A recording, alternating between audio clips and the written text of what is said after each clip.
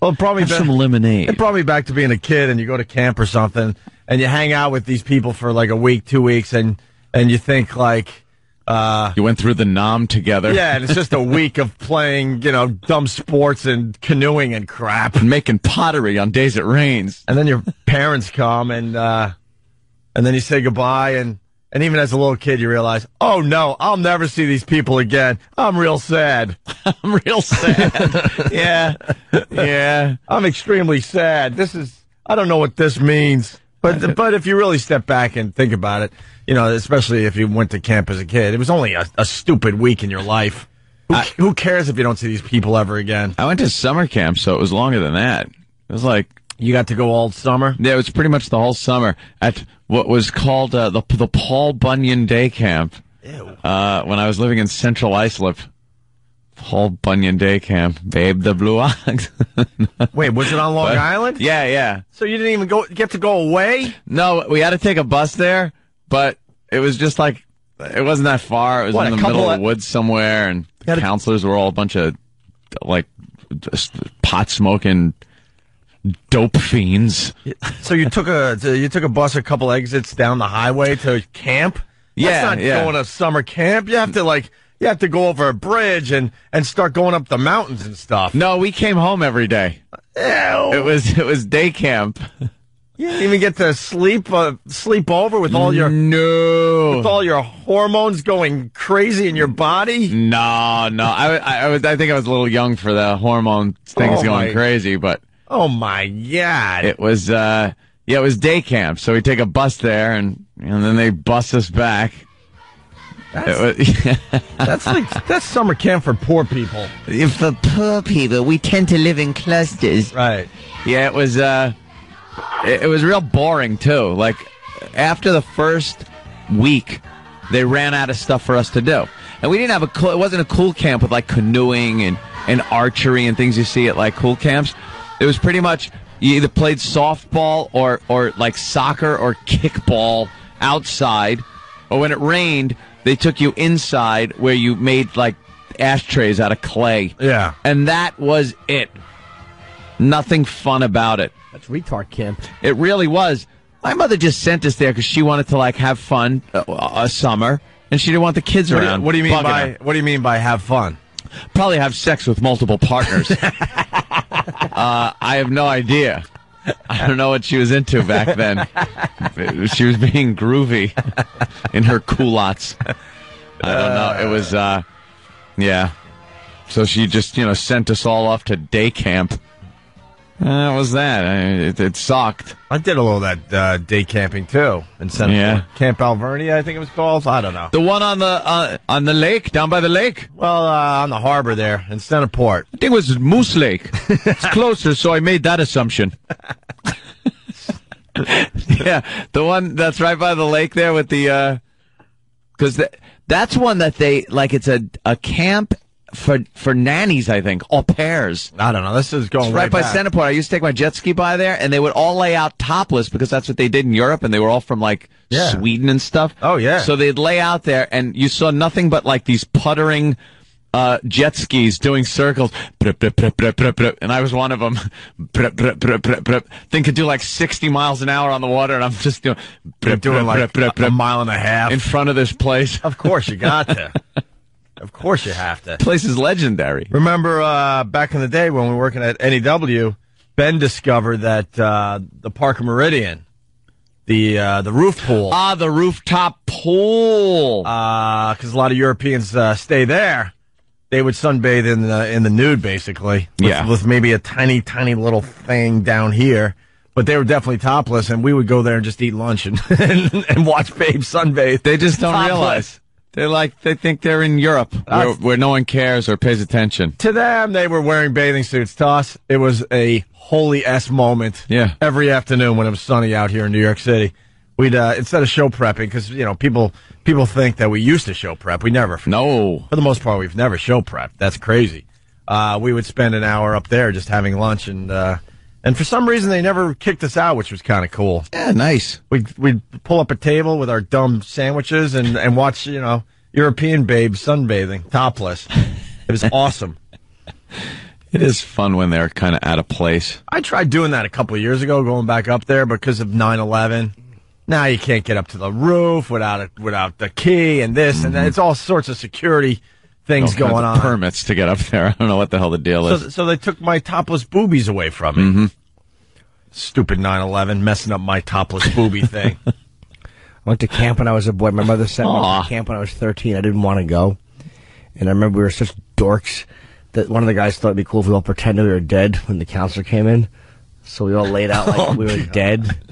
What was wrong with you? I don't know. It wasn't my idea. I just played along. You just did not have a normal childhood, Jimmy. You guys were playing dead because you heard the rumors of this guy touching kids probably, and that was the only way you could think play dead. Yeah, play dead so he didn't violate you. No, he was young. He was like 16 or 17. He was young dude. He wasn't like one of those guys that just up in the summer trying. And how old were you?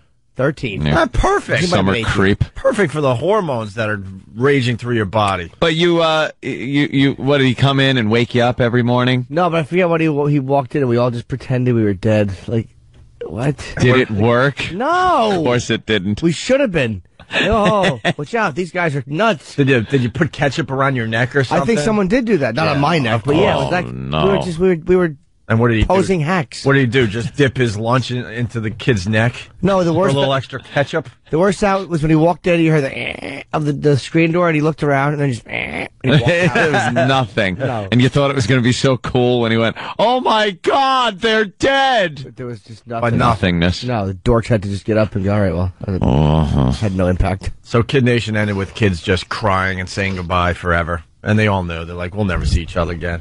They'll have a reunion show or something, hopefully. And, well, I was kind of hoping for the reunion show. You know, when these reality shows end, it's followed by the reunion show. Not last night. No reunion show for this Kid Nation. No? I want to see what these kids are about. They're all like, well, that was done about 15 years ago. Right. Yeah, they'll have their reunion show. Let's have them be on the dope. And then the other ones will be on the pole. And then, of course, they'll have to show you the kids that died. Oh, jeez. Oh, jeez. Because it's the real world. Yeah. That's what's going to happen. They'll follow these kids for the next 5 or 6 years. This kid got arrested for drugs. This kid is doing this. This kid is dead. This kid's pregnant. Yeah. They're going to spoil the innocence that was Kid Nation. Aw. Let's say hi to Scott on Long Island. What's up, Scott? Hey, guys. How's it going? Hey. Hey, I went to that Paul Bunyan death camp myself. Oh, you did? I did, and it was no picnic. And, Anthony, don't you BS. You know it was no picnic. Well, I know. What do you have to add to this? The instructors, they'd throw you in a pool, whether you knew how to swim or not. If you didn't, if you didn't get to the front and back, you wouldn't get no lunch.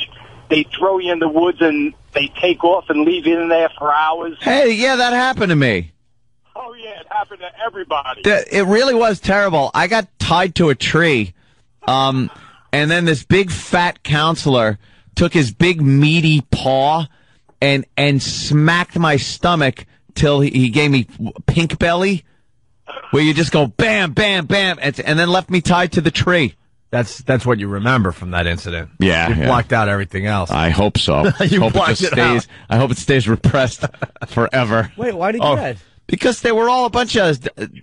I've used the scum word, and that's what they were.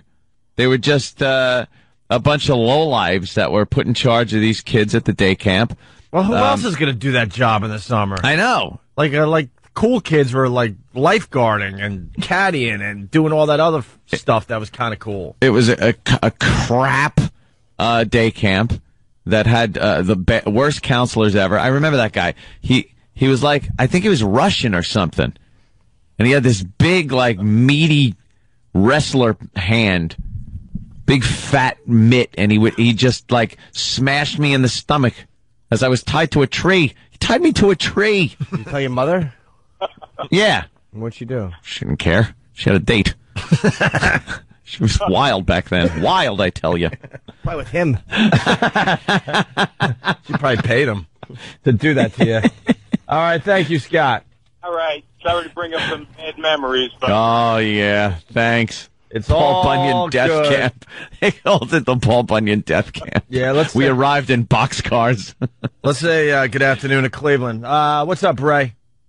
How you doing, boys? Hey, man. Hello, Jimmy. How you doing? Can't wait to see you on the 29th of February. Thank you, buddy.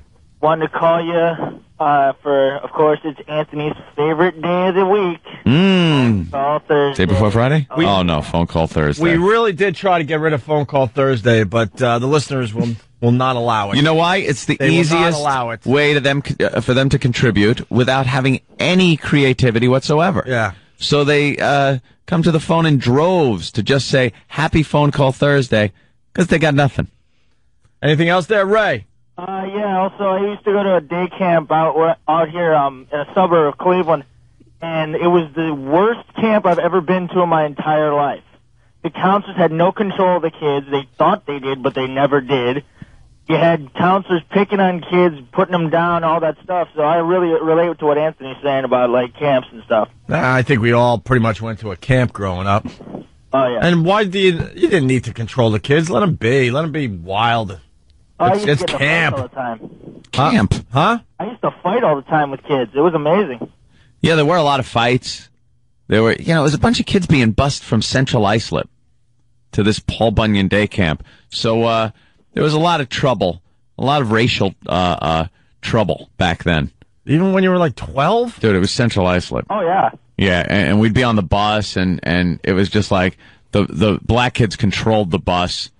At 12 years old? Yeah, little skinny white kids. We're just sitting there like, oh boy, don't mouth off. Don't mouth off. Oh, why did I get smacked in the face? I didn't say a word. I didn't even eyeball them. You would get smacked? Yeah. Occasionally, you just as one guy was walking by, you get smacked in the face, and they'd all laugh and go, yeah! as they walked. Sorry.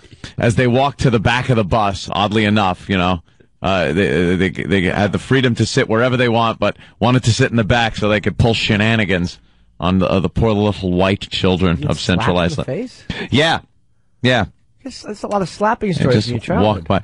I was constantly being slapped and crying. That was my whole childhood. Poor Anthony. Poor me. Thank you, Jimmy. Basically a punching bag. I was so just abused. It does explain a lot, though. The mental abuse. And then, we're finally seeing where the seed was planted, Jimmy. And I have so many, regrets that I remember in my head, little moments that probably could have been happy moments that I just didn't do the right thing or something. I was in Central Islip, and it was a lot of racial trouble.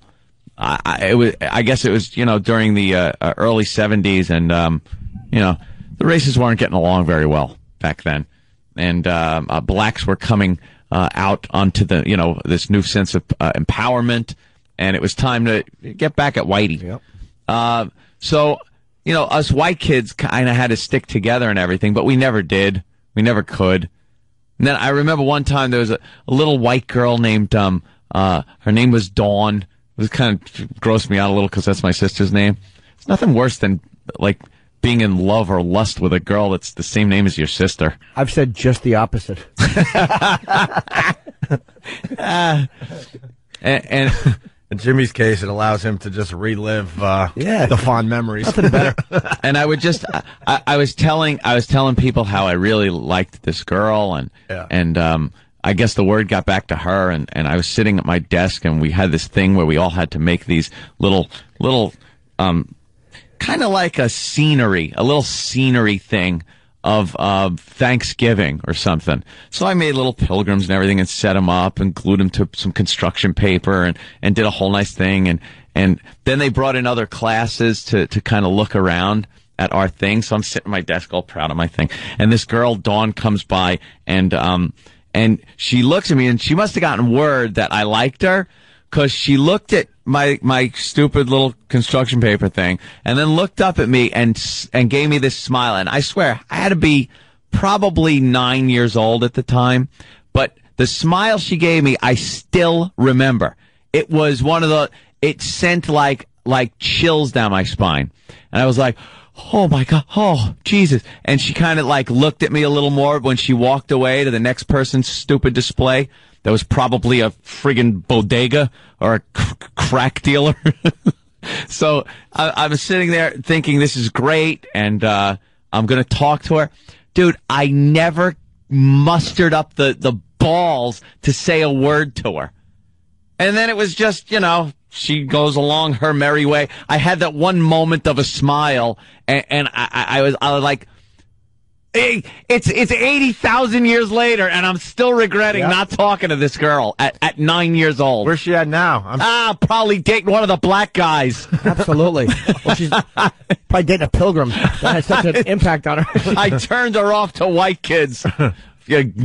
Go get him, gumption idiot that I was. But that might have changed your life. See, the good thing was if you would have talked to her, you might have dated her and then had self-worth, and you never would have been funny. You wouldn't have needed to be funny. That might have changed the course of your life. You might be right. That little dumb kid might have wrecked you. And you would have had 5 kids by now, too. Could have been. They could have changed. That is odd that there's that little, that might have been one of those forks in the road in your life. And another situation happened in California, and I talked about this one a while back when I was in school, and this girl, very cute girl, was at her locker, and she's bent down getting her stuff, and some douche just kicked the locker door and hit her square in the head, and she started crying. And I was like 3 lockers away, and all I wanted to do was go over there and comfort this crying girl that got her head smashed by the locker. And again, just what a pussy. I couldn't muster up the confidence that a girl that just got her head smashed, that if I gave her a little comfort, she wouldn't just reject me. So I'm sitting there, and should I go? Moment over, idiot. Just shut your locker, go to class, and regret it for 50,000 years. Are you having a nervous breakdown? No, okay. No. This is the stuff that keeps you from having a nervous breakdown. You just vent it all out. It's just memories of your childhood that don't go away. And for some reason, it's odd that they stay with you so vividly for so long. But those are the things that made. See, here's the thing. Makes you who you are. Makes you who you are, because now the way to get the girl is make her laugh. Is do this. So that stuff kind of goes into making you, that stupid, that big-headed chick at the locker who probably deserved it, and the one who would have hated you after 2 dates anyway. Not talking to them did change the course. That made you who you are. You never would have been as funny as you are if you had that kind of self-esteem. There would have been no need for you to be funny. Guess so. The girls liked you because you had cute hair. You would have just relied on your stupid hairdo. Just let him vent, though, man. Of course I would vent, but I mean, I relate to him. He's finally venting, getting this out. Yeah. Getting all this crap out. It's just, and had an awful childhood, let's be honest. There's so many stories like that. But I just, sorry to ask Mom, but I wanted to have a really good, fun childhood, so I did, with myself and a few friends and stuff.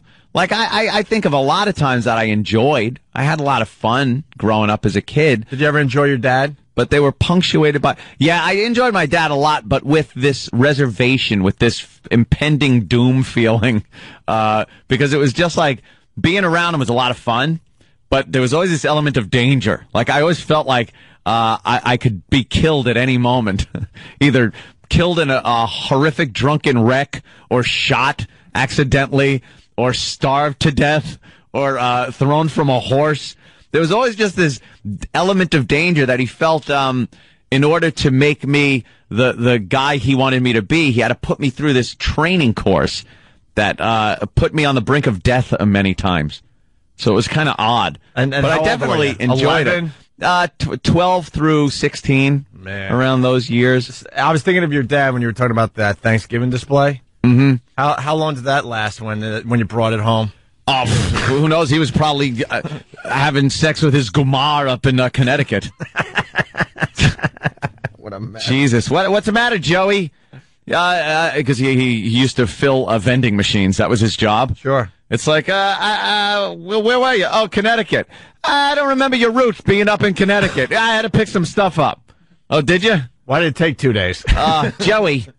Don't think I'm stupid, Joey. I know what's going on. Shut up, Ro. I got a stomach ache. Could you stop and tend to my tummy? No, we can't. Dad's having sex in Connecticut, and Mom's pissed. You'd fake injuries to get love and stop the fight. Oh, it was always a stomach ache. I never had a new one. I never had a new good one. It was always, I got a stomach ache. That's the worst. No, you don't. That's the worst thing to tell a father, by the way, that you have a stomach ache. I have a stomach ache. You can tell your mom you got a stomach ache, but your father doesn't want to hear you got that lame stomach ache thing. It's a stomach ache, and because men don't get stomach aches. It was a tummy ache, and he would turn around and go, "You don't have a stomach ache," and you wish you could just like project yourself as an adult into that kid to go, yeah. You're right, I don't. I said I have a stomach ache because you two are ruining me. You're just yelling. It doesn't end. It doesn't stop. Could you just leave each other so we can grow up in an environment not filled with hate? There, my stomach's fine. Put the Pepto away, Mom. The stomach's fine. You two are jackasses, and you're destroying your children. That was 30 some odd years ago. You really should get over it. You really should just get over it. Well, I have a question about... Wow. I want to ask Dawn. Seemed like yesterday when I was saying it. No kidding. Now, you saw this girl after she smiled at you. Did you see her in the hallway all the time and then just be afraid to walk up to her? Yeah, I didn't even make eye contact after that. Well, that's normal crap, though. Dude, it might be normal crap, but everybody's an individual, so to me, it was like... It's not normal, but... then there was... What was her name? Oh, my God. Diane, I think, or Denise or something. And she was in the apartment complex that I lived in Central Islip. And we went down in the basement and kissed in the basement. Yeah. And I was like, wow, that's pretty cool, you know? First time I ever did that with a little girl. And then she takes off. And then I see her with this kid named Keith doing the same thing. Yeah, that's just normal crap. Dude, you little slut. But it adds up. Yeah, but it's normal crap to be scared to talk to a girl when you're growing up. I used to follow this girl home from when I was in junior high. I had a massive crush on this girl. I don't want to say her name. I would follow her home. I would keep my distance, and it wasn't like I was stalking her because a lot of people walked home. I want to know her name. No way. Why? It's her first name only, of course, but what's her name? No, it's all right. It's not Frank, is it? No, it's not Frank. And I was never brave enough to walk, completely up to her. I would keep my distance, and the whole time I'm like, come on, you could do it. I would have these conversations with myself. You could do it. And I would start walking a little faster. I'd get a little closer, still pretty far away, still a couple 100 feet away. And then I'd back off and have almost like a panic attack. And I never told this girl how much I liked her. Yeah. Never did it. But I followed her home for a long time. See, you remember those things. Oh, yeah, and they, like Jimmy said, they all add up to make you the person you are. But all that's normal crap. We could do an hour on this. Yeah, but I was constantly doing it. It was a part of my personality that I couldn't make the move. I had no confidence as a kid to interact with girls in that way. You didn't want to confront anything. Well, because of your parents. Well, maybe, but I just didn't have any confidence, and I think that was from growing up in like that household. Probably. That environment was probably not the most conducive to building a child's confidence. Oof. All right, we have to take our first break. No, we can't. I'm in the middle of a crisis. No, I want to hear more of this when we get back. Oh, absolutely. Jimmy, yes. Yeah. Very interesting stuff. Anthony is finally venting, and we'll continue. I've vented about my stupid childhood for years. Nah, it's a little different. Oh, God. You're like a 13-year-old kid today. Yeah. Yeah, you're having a nervous breakdown. If I was like a 13-year-old kid, I'd be in the bathroom doing what 13-year-old kids do. By the way, if you're gonna have a nervous breakdown, make sure it's around 7:30 because that's 7:30. That's when we have our biggest audience. All right. You will let us know if that lamb takes a look at your little display, won't you? It's Opie and Anthony.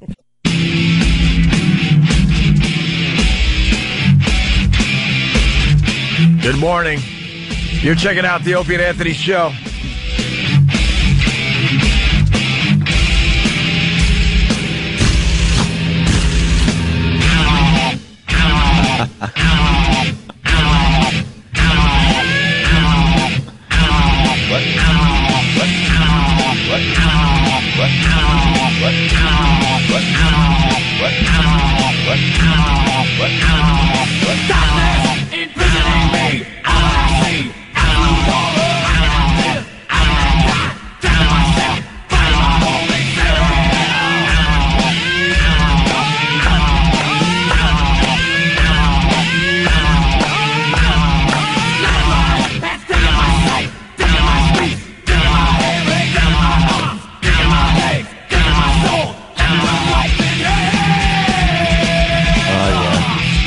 This has taken on a life of its own, hasn't it?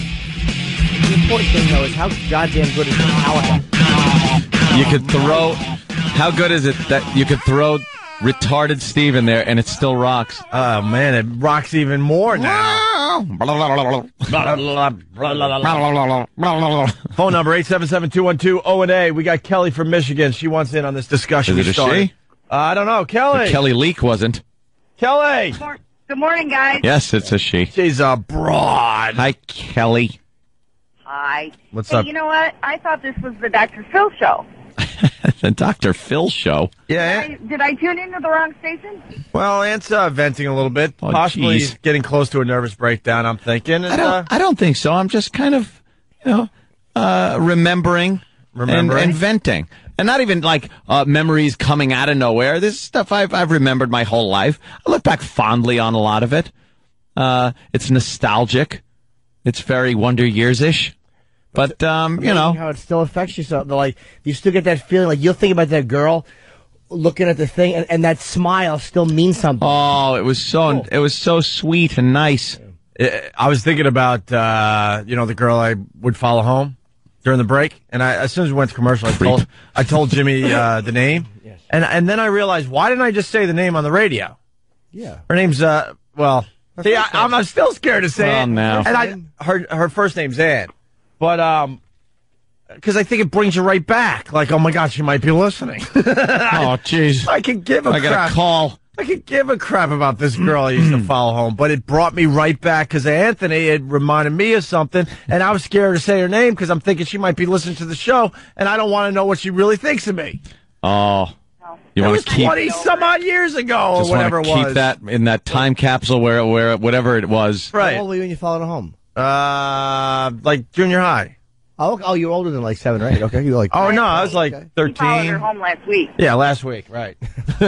I follow her kids home now. All right, Kelly, thank you. You can have. Yeah, it is time to get over it. So. I'm something. The truth of the matter is, I'm really over a lot of stuff. It's just there are kids that went through a hell of a lot worse than I did. These are just childhood moments. Like Ope said, a lot of kids go through the same things, but it affects you and kind of not so much now. You're not sitting there now still freaking out over anything, but it kind of made you who you were. You kind of bounced off of these events when you were growing up and all through your life. You bounce off these events and it kind of guides you down whatever path you end up at the end of. And, those little moments are one thing. And it was directly because I didn't have any confidence to go out and really, assert myself and say, hey, I'm sorry that idiot hit your head on the locker, Let me rub the bump on your head. Aww. You could rub the bump in my... If it's any consolation, hold on to it. The guys that would have walked up to her and comforted her or smiled back and went, oh, I'm glad you like my little project. And there are plenty of kids like that. Yeah. None of them are funny.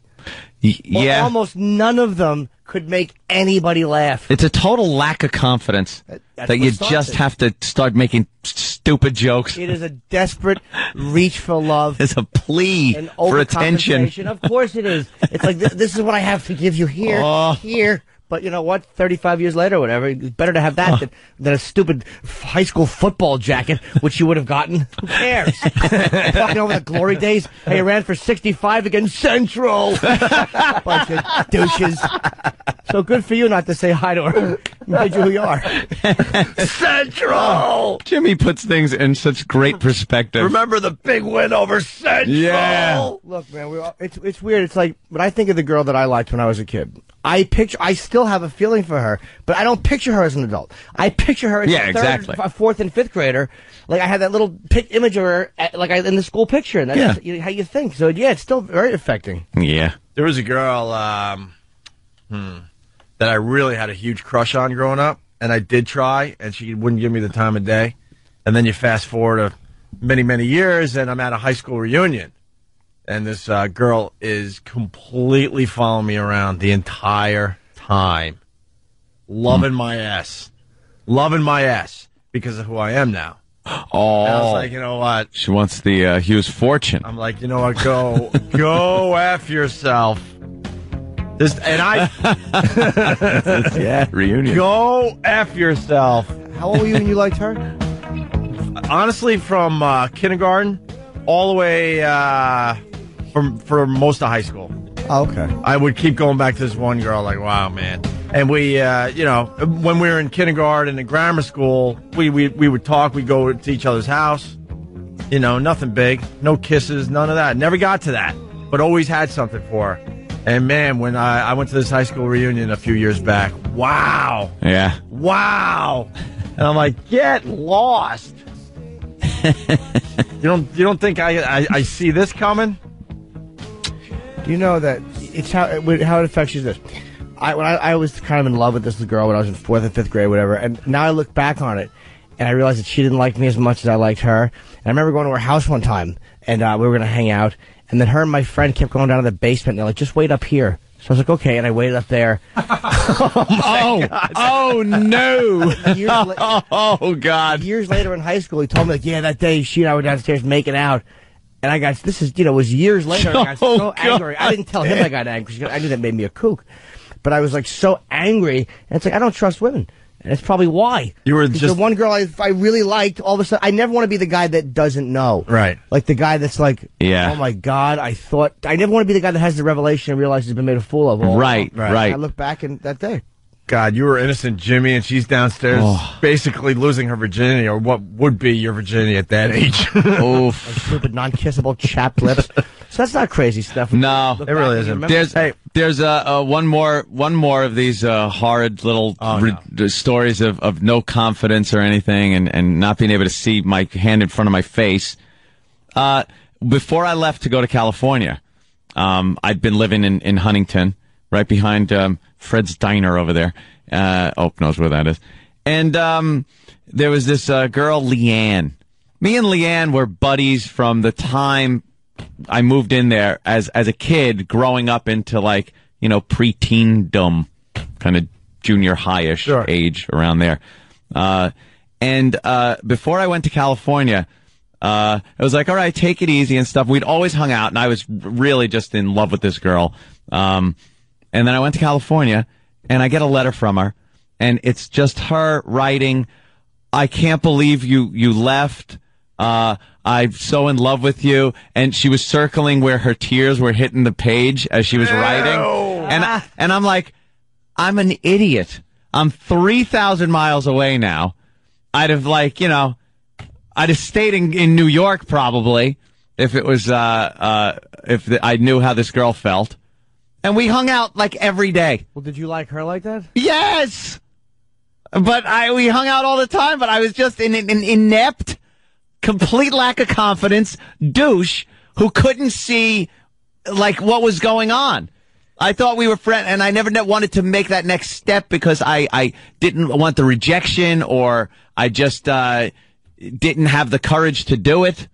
It's just, an ass. How old were you when she wrote you that letter? 30?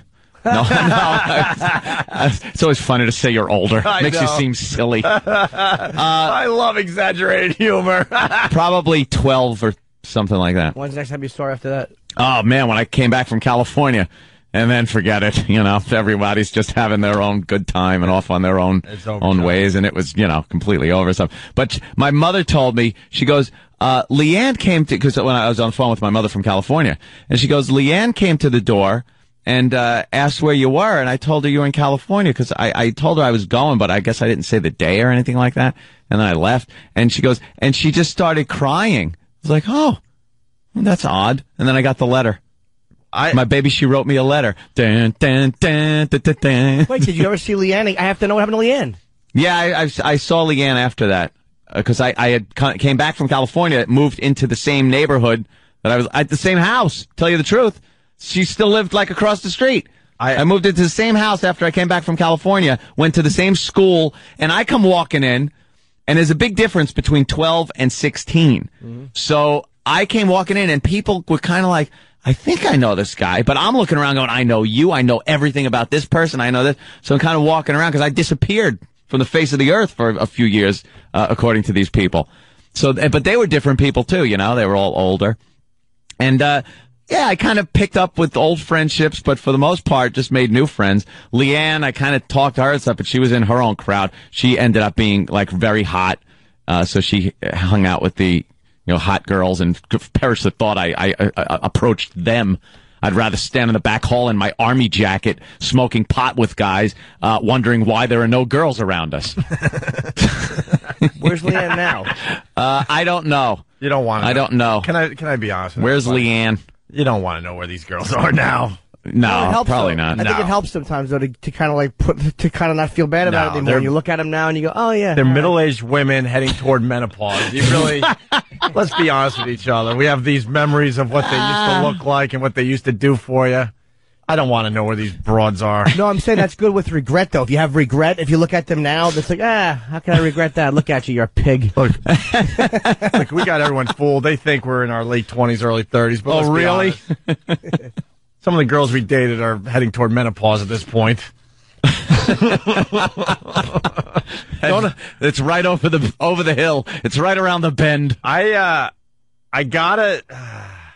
There was this girl, I mentioned it recently on the show, when we were talking about long distance relationships, and I just am convinced they just don't work whatsoever, because I had one when I was going to Geneseo with this girl. She lived in Utica, and we wrote letters all summer long. Back and forth to each other. I got a stack. I just remember this. A stack of letters from her, still tied up in a bow or something, at my mom's house. I'm going to bring them in, and I'm going to read a letter or two. Oh yeah. Because now, knowing what I know, as she's writing these letters, she went back out with her ex, who was the star football player for Central. Central. She was banging him all summer long while she's writing me these awesome, romantic letters. So now I gotta bring these in and read them on the air. Wait, did she circle other things on the paper? Right. Where he had Instead left little tears. marks? That's where he hit my back and it fell on the paper. She played it perfectly. She wrote nice things. She quoted lyrics from hot songs of the day. And perfume on the letters, all that stuff. And then I find out, later on that the whole time she was banging her ex, who was the quarterback of Central. Central. He was behind her, and her face was pressed into the paper so hard it looked like the Shroud of Turin. Right. She must really love me. Speaking of not trusting women, because now I just assume like they're naked together, and I was the joke the whole time, where the guy's like, "Oh, here, write this." Yeah. Like they're writing the letters together, because I was so effing gullible, I guess. I will bring them in and read them on the air. Yeah, that'll be fun. Definitely. That would be fun, knowing, what I know and what the listeners know now. That'll make some chills. I wish I would have saved, letters and things, but too embarrassing. There's a girl that broke up with me that I wrote a letter to, and you don't realize till later how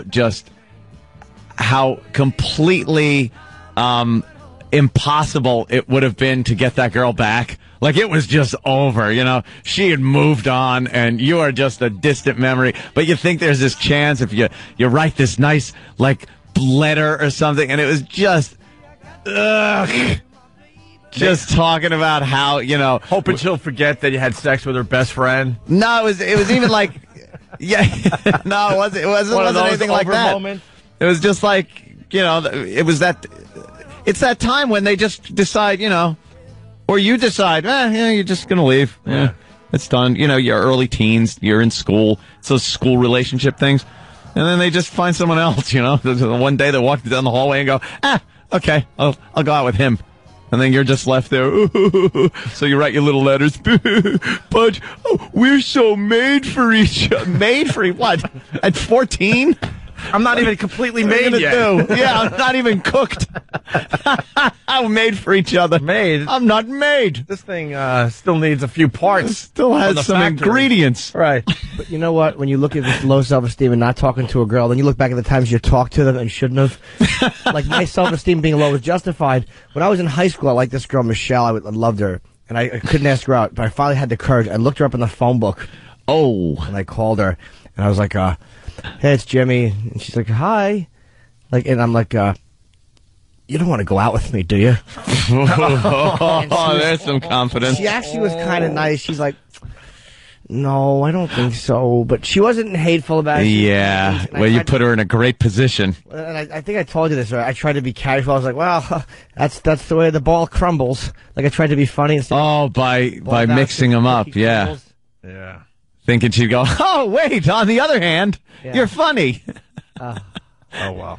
Yeah, Sorry, Jimmy. Plenty of just embarrassing, I should have just... douchey moments. My low self-esteem was telling me the truth.